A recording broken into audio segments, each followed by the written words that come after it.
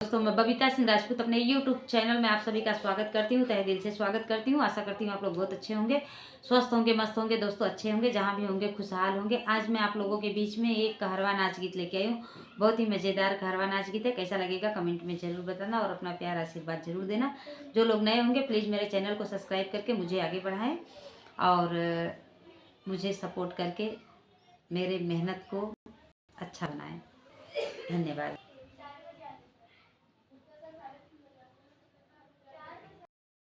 की गईल खेतवा के धानवा ना, पिया बागिया में बोलला सुगनवा ना, पिया बागिया में बोलला सुगनवा ना।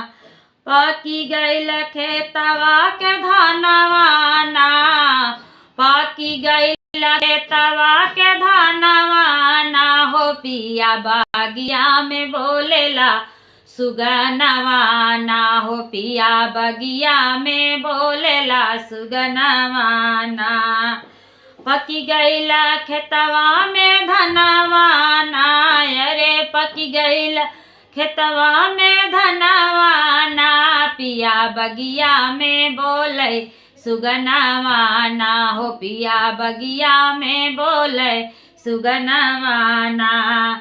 बगिया घूमन गई छोटकी ना नदिया, बगिया घूमन गई छोटकी ना नदिया, छोटकी ना नदिया हो छोटकी ना नदिया, छोटकी ना नदिया हो छोटकी ना नदी। अरे मलिया से लड़ी गए नयनवा ना, अरे मलिया से लड़ी गए नयनवा ना, पिया बगिया में बोले सुगनवा ना, हो पिया बगिया में बोले सुगनवा ना।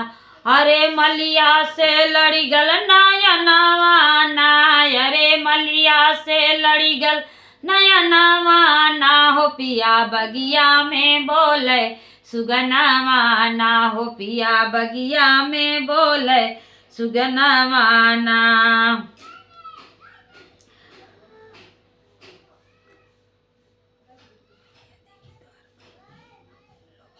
मलिया देखी तो हर बहिनी लोभानी, मलिया देखी तो हर बहिनी लोभानी, बहिनी लोभानी हो बहिनी लोभानी। मलिया देखी तो हर बहिनी लोभानी, बहिनी लोभानी हो बहिनी लोभानी।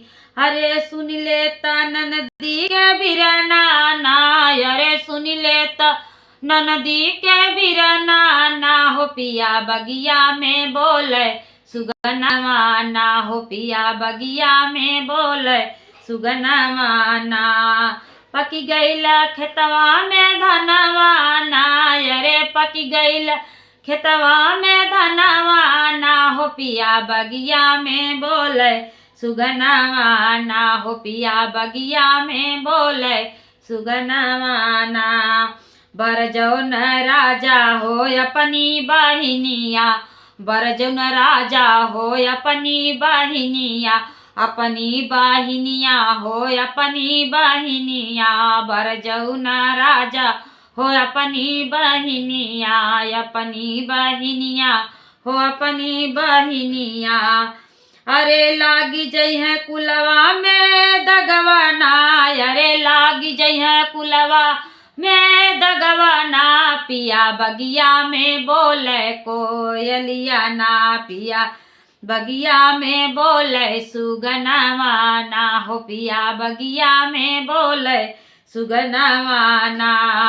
पकी गईला खेतवा में धनवा ना, अरे पकी गईला खेतवा में धनवा ना, हो पिया बगिया में बोले सुगनवा ना, हो पिया बगिया में बोले सुगनवा ना।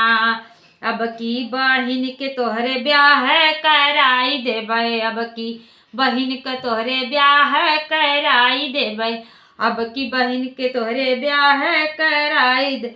आवैद लगना महीनावा ना, अरे आवैद लगना महीनावा ना, पिया बगिया में बोले सुगनवा ना हो पिया बगिया में बोले, सुगनवा ना हो पिया बगिया में बोले, सुगनवा ना। Thank you.